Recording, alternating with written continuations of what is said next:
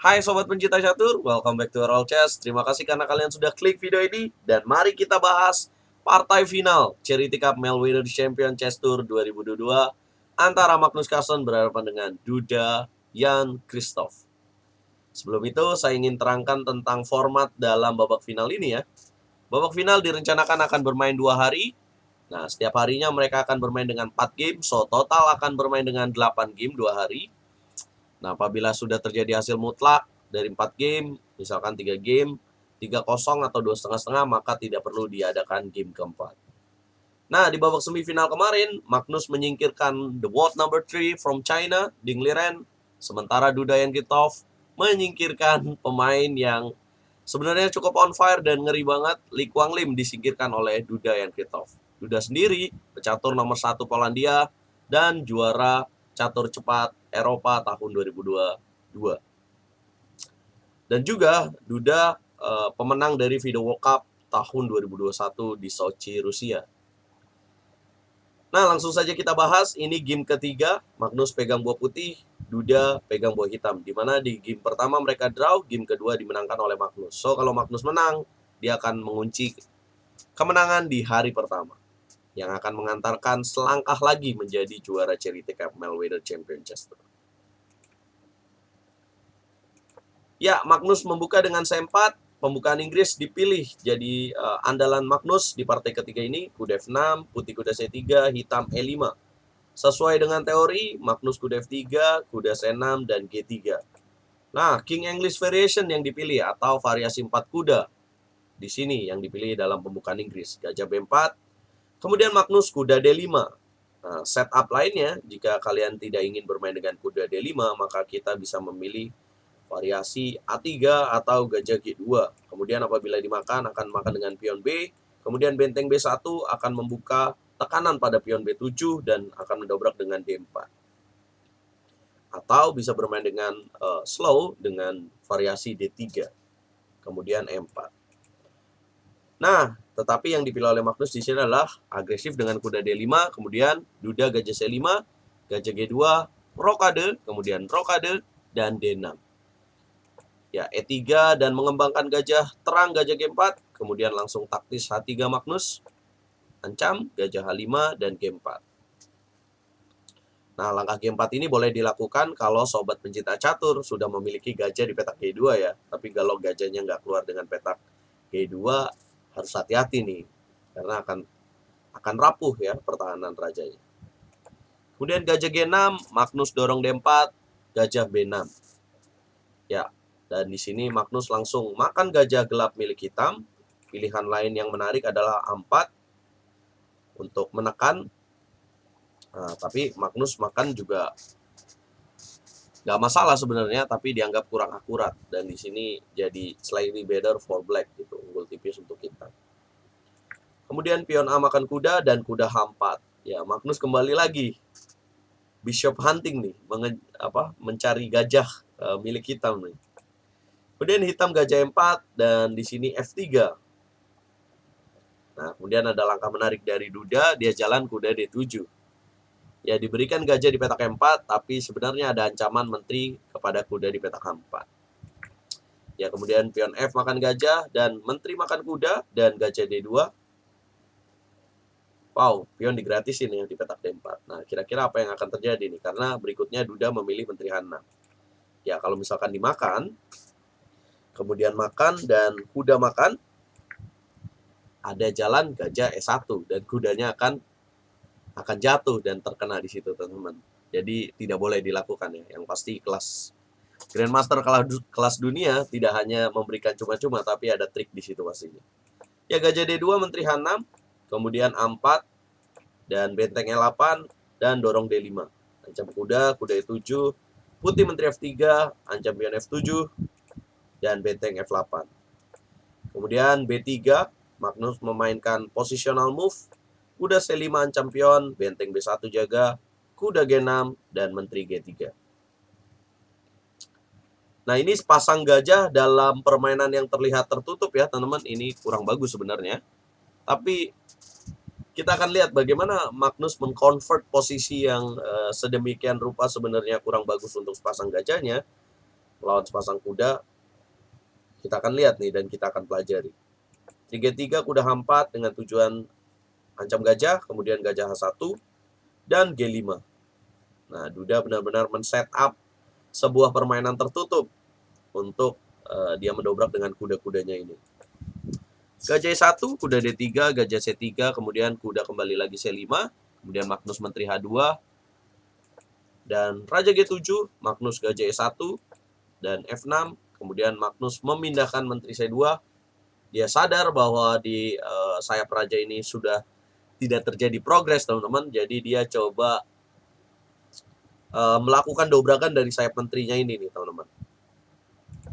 Kemudian Duda kuda G6, ancam pion H3, Magnus gajah G2, kuda E7, dan B4. Ya.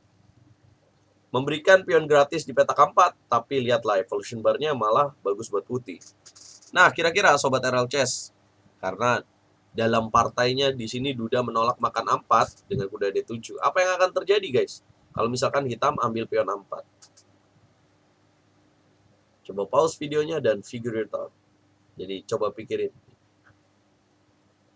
Ya, apabila kuda 4 maka putih akan benteng A1. Nah, mengancam kuda, terpaksa hitam harus B5 dan makan. Maka ada dua ancaman di sini. Benteng mengancam kuda dan menteri mengancam pion C7. Dan itu nggak enak buat pemain hitam ya, teman-teman. Oleh sebab itu, Duda di sini memilih kuda D7.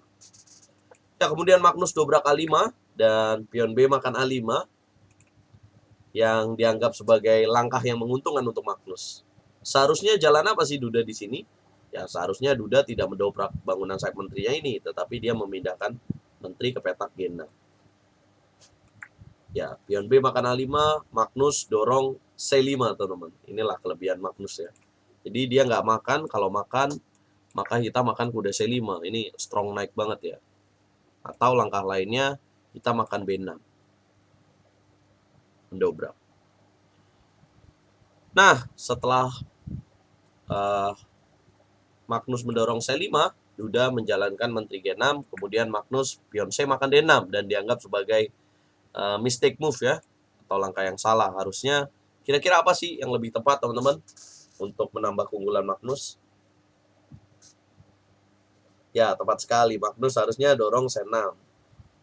Yang apabila dimakan, kemudian kudanya ke petak B6, maka akan makan ya, teman-teman. Nah, ini akan membuka jalur B. Dia terpaksa mundur dan bisa benteng B7.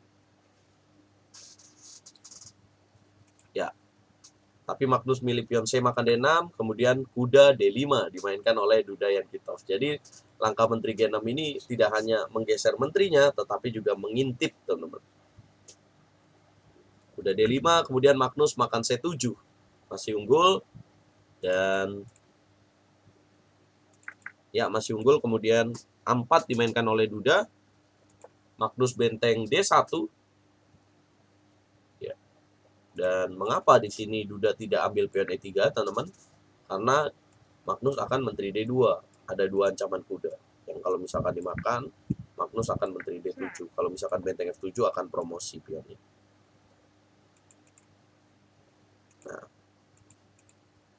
itulah kenapa hitam A4. Kemudian benteng D1, Duda, kuda D5 B6, kemudian B5, coba mengaktifkan gajah gelapnya, menteri F7, gajah B4, ancam benteng C8, benteng D3. Dianggap sebagai langkah yang inakurasi atau kurang tepat.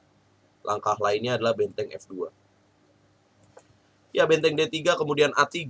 Nah, inilah langkah blunder dari Duda Yankitov. Kira-kira harusnya langkah apa, teman-teman, hitam di sini nih, dibandingkan langkah A3? Ya, harusnya adalah kuda C4 ya, menutup penjagaan dari menteri C2 ke petak C7, teman-teman. Kemudian A3 langkah blunder, Magnus langsung ambil pion di petak A3 dan ya lihat ya, jadi Magnus unggul pion, kuda C4. Kemudian ada benteng D7 yang dianggap sebenarnya langkah salah, tapi ini interesting sekali, teman-teman. Nah, kira-kira langkah yang selain benteng D7, teman-teman, yang lebih tepat lagi langkah apa nih kira-kira? Nah, kenapa benteng D7 dianggap kurang tepat, teman-teman, menurut Stockfish? kita akan bahas nanti ya. Nah, langkah pilihan lainnya adalah simple dengan gajah D6 ya, menjaga pion C7. Nah, tapi di sini memilih benteng D7, Magnus dianggap stockfish kurang tepat, kemudian makan menteri C4 dan benteng A3. Kemudian Magnus B6 kurang tepatnya karena Magnus tidak lebih banyak keunggulannya dibandingkan dia memilih gajah D6, teman-teman. Kemudian benteng D3, benteng B1 dan benteng D2, Duda Yenkitov dan gajah F3. Benteng D2 dianggap langkah yang kurang tepat, langkah lainnya adalah raja H6. Di sini menghindar dan untuk memberikan setup ya bagi perwira-perwira dari Duda Yenkitov menyerang. Ya, benteng D2 kemudian Magnus gajah F3 dan menteri D6 Duda. Langkah lain yang bisa dipilih adalah mendobrak dengan H5, kemudian apabila makan dan akan benteng H8, teman-teman. Ya, menteri D6, kemudian Magnus gajah 2, menteri A3, ancam pion E3, dan Magnus raja F2, Duda benteng D6. Nah, ini banyak langkah yang dianggap kurang akurat ya. Tadi menteri A3 yang harusnya raja F8, kemudian menteri A3, raja F2. Harusnya di sini kembali lagi menteri D6, tapi ya sangat sulit ya menemukan langkah itu, dan Duda benteng D6. Nah, kira-kira langkah kunci kemenangan Magnus dalam posisi ini apa, teman-teman? Karena Magnus sudah punya pion promosi ya di sini. Kira-kira bagaimana Putih bisa menyelesaikan ini dengan konkret dan lebih mudah lagi? Ya, tepat sekali jika kalian memilih menteri B4. Nah, itulah karena itu menghentikan gangguan dari hitam ya dengan menukar menteri, dan di sini benteng di petak C8 ibaratnya terpenjara nih dan harus menjaga pion C7-nya terus. Kemudian makan, raja F8, kemudian Magnus gajah C4, raja E7 dan gajah D5. Benteng A8, langkah kunci kemenangan Magnus. Kira-kira apa nih, teman-teman? Apakah makan B7 atau raja naik? Ya, tepat sekali, benteng ke B2, menjaga apabila hitam akan melakukan benteng A2. Nah, kira-kira apa sih yang akan terjadi? Gajah B7, maka hitam akan ada benteng A2. Yang kalau raja mundur checkmate, kalau misalkan mundur raja E1, maka dia akan men-setup skak terus ya, dan raja Magnus tidak bisa pindah, harus ke petak sini. Dan apabila raja F3 di sini, maka akan ada benteng DD2. Ini yang bahaya. Jadi sampai lawan kita memutuskan menyerah, kita harus menemukan langkah yang terbaik ya, teman-teman. Benteng B2. Menjaga petak A2-nya ini, dan lanjutannya adalah gajah makan pion B7. Nah, itu yang terjadi di game ketiga, dan berkat kemenangan ini Magnus mengantongi kemenangan dengan 2,5-1/2 di hari pertama, dan selangkah lagi Magnus akan menjadi juara. Nah, partainya memang agak panjang dan agak rumit ya, teman-teman, karena partainya ini tadi kita lihat partai yang tertutup, kemudian Magnus mendobrak ini sepasang gajah dalam permainan tertutup masih, tapi bisa dikonversikan oleh Magnus, dirubah jadi sebuah yang menguntungkan, jadi permainan terbuka. Itulah kelebihan Magnus. Dia memindahkan menterinya dari sayap raja ke sayap menteri, kemudian mendobrak dari sayap menteri. Luar biasa sekali emang Magnus, dan masih ada kesempatan buat Duda Yenkitov untuk membalas kekalahan ini. Apabila Duda bisa membalas kekalahan ini dan meraih kemenangan nanti malam, maka pertandingan akan dilanjutkan dengan format catur tiebreak, teman-teman, dengan catur yang lebih cepat lagi, teman-teman. Dan apakah Duda akan mampu membalas kekalahannya hari ini dan menang nanti malam, atau Magnus yang akan mengunci kemenangan, teman-teman? Saksikan terus kelanjutannya nanti malam jam 12 malam waktu Indonesia Barat, hanya di YouTube RL Chess. Nah, dukung terus percaturan Indonesia, dukung terus RL Chess, like kalau kalian suka video ini, dislike kalau kalian nggak suka. Semangatin terus RL Chess biar semangat bikin konten. Catur yes, Indonesia Jaya. Luar biasa Magnus. Apakah semua akan Magnus pada waktunya? Itulah moto pendukungnya Magnus.